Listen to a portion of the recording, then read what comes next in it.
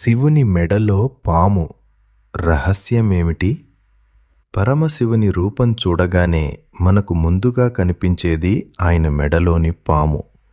అసలు పామును శివుడు తన మెడలో ఆభరణంగా ఎందుకు వేసుకున్నాడో మీకు తెలుసా? దీని వెనుక ఒక గొప్ప రహస్యముంది. సముద్రమథనం సమయంలో దేవాసురులు వాసుకి అనే సర్పరాజును తాడుగా వాడారు.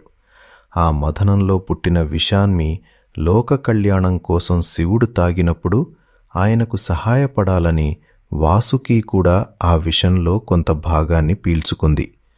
వాసుకి భక్తికి మెచ్చిన బోళాశంకరుడు ఆ సర్పానికి తన మెడలోనే స్థానం కల్పించాడు. కానీ దీని వెనుక ఒక ఆధ్యాత్మిక అర్థం కూడా ఉంది. పాము అహంకారానికి మరియు ప్రమాదానికి సంకేతం. సాధారణ మానవుడు పామును చూసి